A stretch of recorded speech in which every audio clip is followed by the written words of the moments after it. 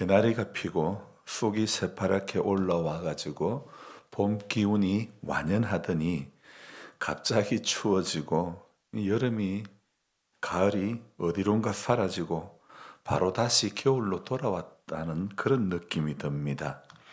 옥수수 모종이 아무래도 냉해를 입은 것 같아 법전 경제사업장에 약을 사러 갔더니 저보다 먼저 농약을 사러 오신 어르신들이 대화를 나누고 있습니다.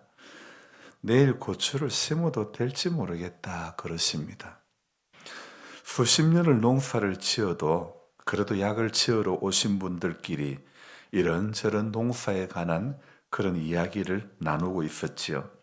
그러니까 한 분이 하우스에 심는 거니까 개하나 그러시며 또 다른 분은 누가 2만 포기를 심었는데 서리가 내려 폭 싹 다 삶아버렸다. 그런 이야기를 또 하십니다. 이런저런 주변에 일어나는 애로사항들, 정보들을 거기에서 나누는 것이죠. 젊은 사람들이야 네이버 지식인에 또 구글에 검색하여 정보를 습득하는 것이 많지만 시골에 사는 남자 어르신들은 농약 지으러 왔다가 이런저런 정보들을 나누는, 그래서 그 경제사업장은 사랑방과 같고 방앗간과 같은 그런 곳이라 말씀드릴 수 있습니다. 여성분들로 말하면 미용실과 같은 그런 곳이 되겠죠. 제가 보기에는 대충 나누는 이야기 같이 들리지만 이들은 나름 농사에 숨은 고수들이 틀림이 없지요. 몰라서 묻는 것 같아도 그래도 나름 자기들만의 방식들이 다 있는 분들입니다. 수십 년간 체험되어진 그들만의 노하우, 저는 그들을 은둔 고수라고 부르고 싶습니다.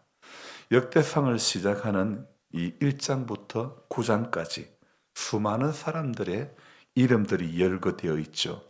마치 제가 약을 지으러 경제사업장에 가면 골고리 마을마다 처음 보는 분들을 거기에서 만나는 것처럼 읽다 보면 처음 듣는 것, 처음 보는 것 같은 그런 수많은 인물들이 1장부터 9장까지 열거되어 있죠.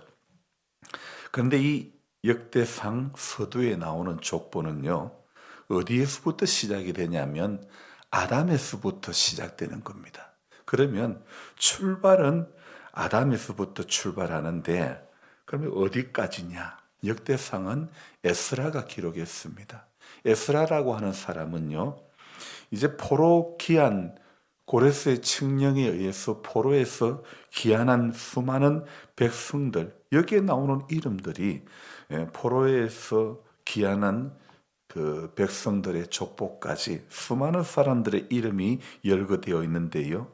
늘 1년에 이 본문을 2번을 읽고 있지만 읽을 때마다 읽는 것은 가능한데 묵상하고 원고를 적는 데는 매번 어려움을 느끼는 본문 중에 하나가 바로 역대상 1장부터 9장까지 오늘 읽은 성경 읽기 본문입니다. 그래서 오늘 새벽에도 읽을 때에 마치 이 본문 앞에 쓸 때는요, 제가 어떤 마음이 드냐면 정말 대단한 투수가 던지는 공 앞에 이 슬럼프에 빠진 타자가 들어서는 그런 느낌이라고 할까요? 주눅이 드는 그런 타자와 같다고 말씀드릴 수 있겠습니다. 수많은 사람들의 이름들이 열거된 가운데 오늘은 어떤 은혜를 주실까? 이 본문에서 하나님께서 주시는 마음이 무엇일까? 레위기와 출애굽기의 성막에 관한 부분, 그리고 욥기 2장 이후에부터 41장의 본문, 그리고 역대상 1장에서 9장, 저는 이런 본문들 앞에 쓸 때마다 도저히 제가 쳐서 안타를 만들어낼 수 없는 그렇게 대단한 투수 앞에 서 있는 타자가 된 그런 느낌이 듭니다. 하지만 역대상 서두를 볼 때 제게 오는 이 느낌을 가지고 볼 게 아니라 오늘 새벽에 이런 마음이 듭디다. 예언자들의 예언대로 70년이 지나고 바벨론이 멸망하고 고레스 왕 원년에 이스라엘 백성들이 고국으로 귀환할 때 학자 겸 제사장이었던 에스라는 포로기한한 백성들에게 무엇을 가르쳐 주냐면 이들의 뿌리를 가르쳐 주는 겁니다.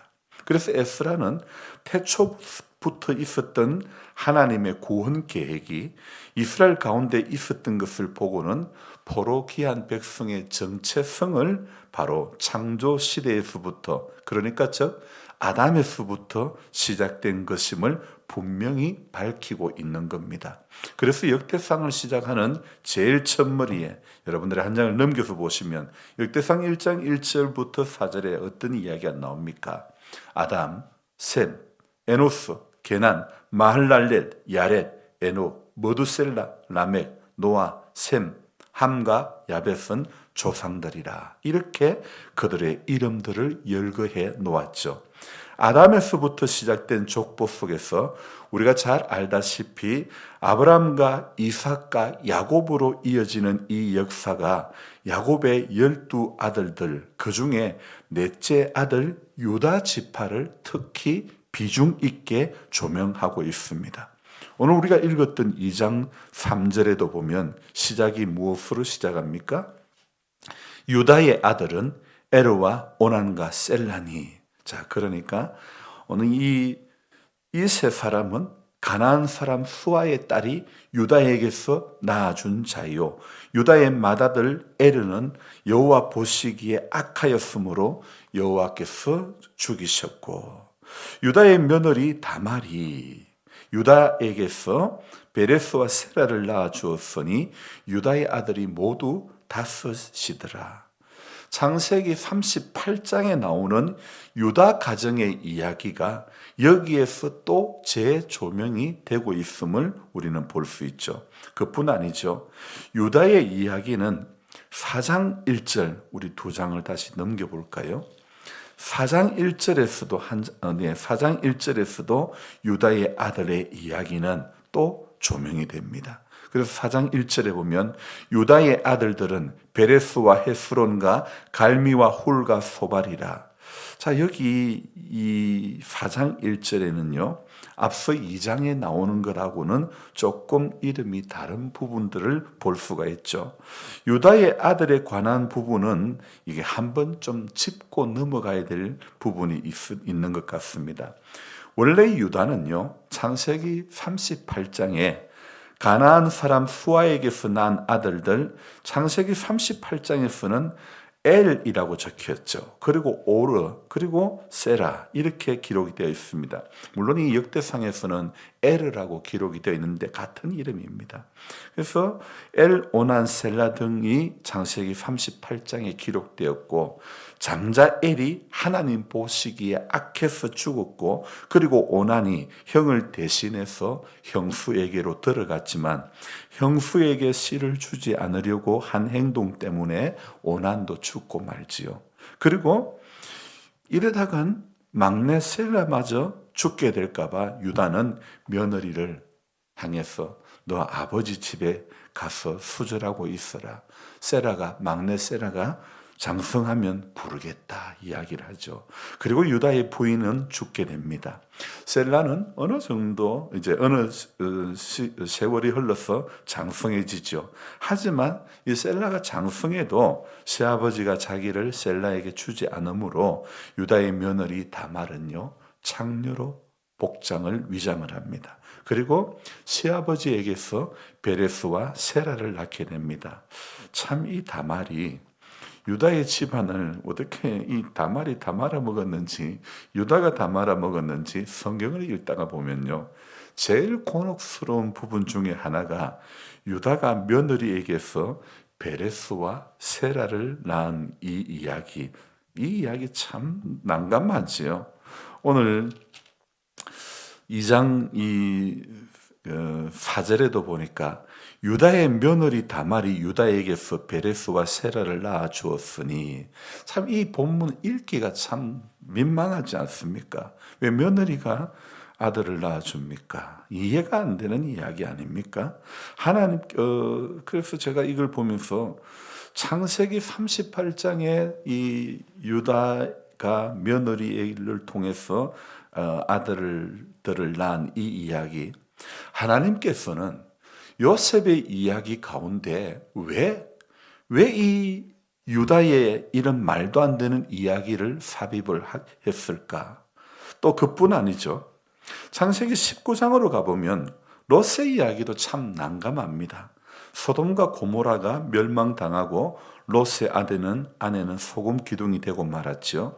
그 후에 롯이 두 딸과 함께 굴에 거주할 때에 큰딸이 작은딸에게 우리 아버지 늙었고 온 세상의 도리를 따라 우리의 배필될 사람이 이 땅에는 없으니 우리가 우리 아버지에게 술을 마시고 동침하여 우리 아버지로 말미암아 후손을 이어가자 하고, 그리하여 큰딸이 아버지와 동침하고 있던 날에는 큰딸이 어젯밤에는 내가 우리 아버지와 동침하였으니 오늘 밤에도 우리 아버지에게 술을 마시게 하고 네가 들어가 동침하고 우리 아버지로 말미암아 후손을 이어가자. 이 이야기는 아브라함의 이야기 가운데 끼어 있는 이야기입니다. 이 롯의 가정의 이 말도 안 되는 이야기가 믿음의 조상 아브라함의 이야기 가운데 삽입이 되어 있죠. 이해가 안 됩니다. 이런 이야기들은 성경에서 좀 삭제되었으면 좋겠다 싶은 이야기들인데, 하지만 성경은 두 딸과 함께 이런 수치스러운 이야기도 유다의 며느리와의 이런 말도 안 되는 이야기를 그대로 노출시키고 있는 것이죠. 늘상 제가 말씀드리지만 성경은 영웅전도 아니고 위인전도 아닙니다. 만약에 성경이 다윗을 미화시키려 했다면 우리아의 아내를 범한 것을, 그 이야기를 삭제했을 것입니다. 말도 안 되는 이야기가 여기뿐입니까? 우리 룻도 한번 생각해 봅시다. 모함 여인이 어찌하여 나오미의 며느리가 되었고, 동서는 친정으로 돌아갔지만 어머니의 하나님이 나의 하나님이고, 그러면서 끝까지 시어머니 나오미를 따라 고향을 떠나온 룻이 예수님의 족보에 오르게 되는 이야기. 오늘 참 이런 이야기들, 유다도 마찬가지지 아닙니까? 인류를 구원하시기 위해 오신 예수님의 조상이자 이스라엘 역사상 하나님의 사랑을 가장 많이 받은 왕이 다윗 왕 아닙니까? 이 다윗 왕의 조상이 유다이지 않습니까? 누가 봐도 그렇게 거룩하게 보이거나 어렵게 보이지는 않는데, 다윗이 왕이 되고 난 이후에도 자신의 조상 유다를 미화시킨 것도 하나도 없고, 이 유다의 첫 아들 엘이 아주 악하여 하나님께서 죽이셨다는 이 이야기, 참 심지어 며느리와의 관계 속에 베레스와 세라를 낳았다는 이 이야기, 부인 죽고 장녀라고 생각되어 관계한 것이 바로 베레스와 세라를 낳은 것인데, 정말 콩가루 집안이나 다를 바가 없는데 어디 그뿐입니까? 동생 요셉을 노예로 팔자고 했을 때 유다는 막지도 않았고, 이후로 가출하여 이방 여인 가나안 사람 수아의 딸과 결혼한 것도 문제고, 이방 며느리를 맞이했던 이 다말과의 관계 속에서도 아들을 낳은 것도 우리 예수님의 족보에 오르는 것은 정말 큰 흠이 되는 이야기 아닙니까? 정말 문제가 너무도 많아 보이는 그런 이야기입니다.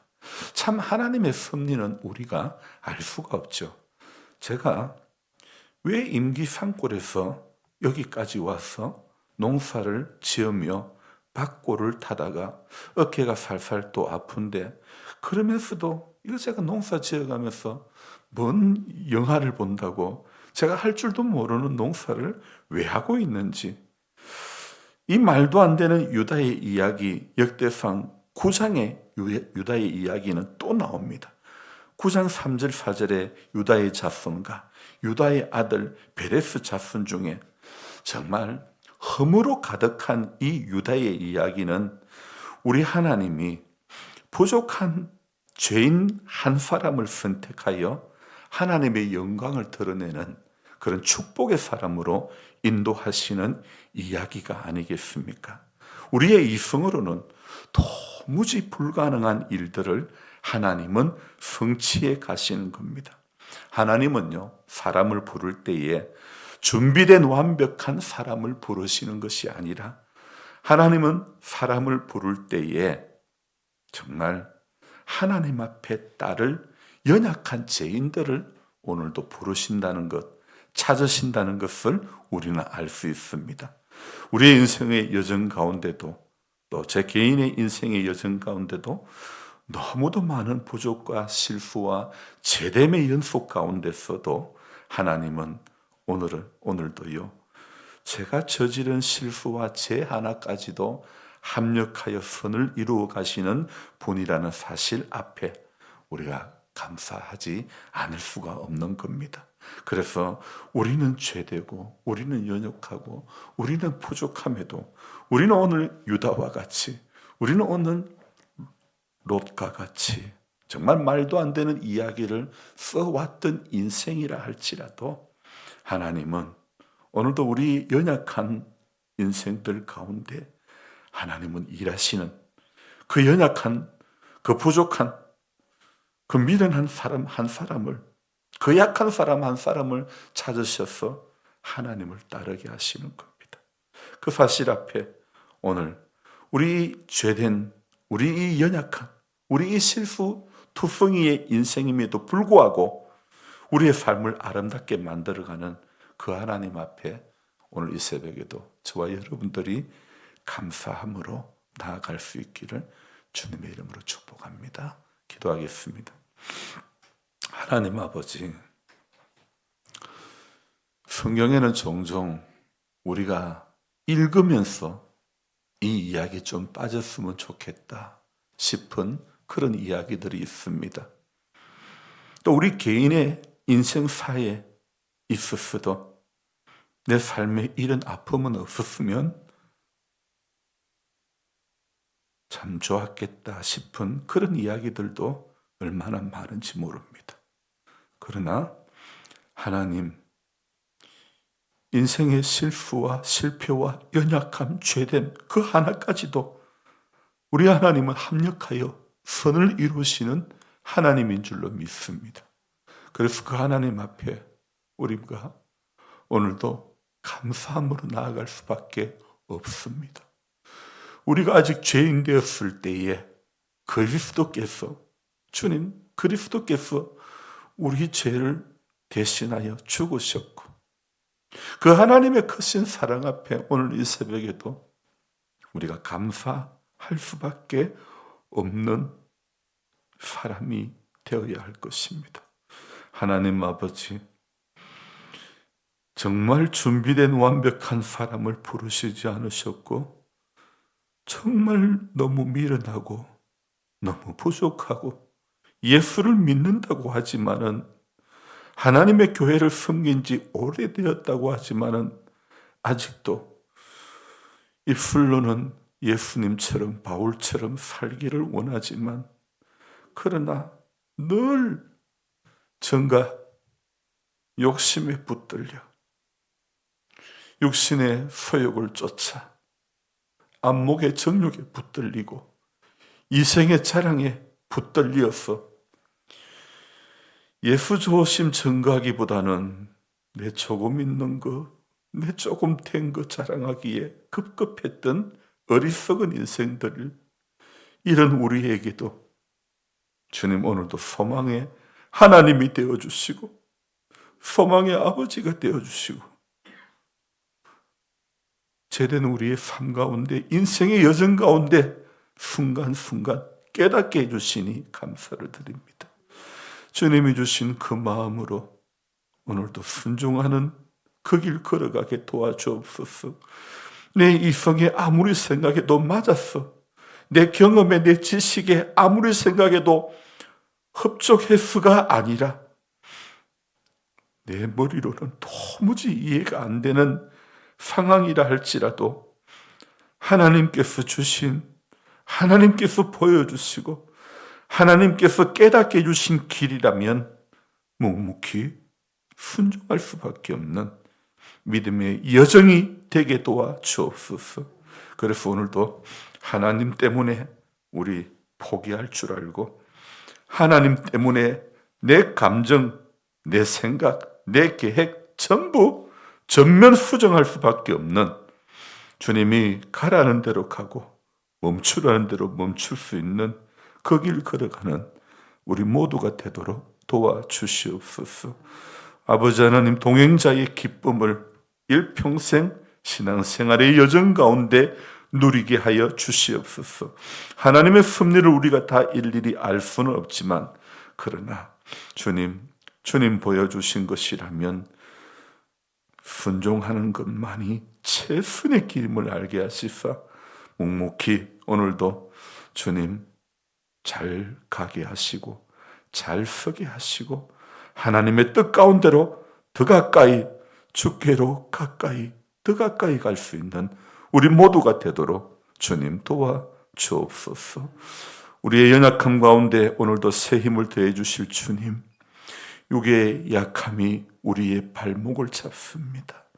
주님, 불쌍히 여겨주시고 여호와를 앙망하는 자에게 새 힘을 더해 주시겠다고 약속하신 그 말씀의 은혜로 우리 한 분 한 분의 건강을 오늘도 붙잡아 주옵소서. 감사를 드리며 예수님의 이름으로 기도드리옵나이다. 아멘. 간절한 마음으로 주여 부르고 기도합니다. 주여!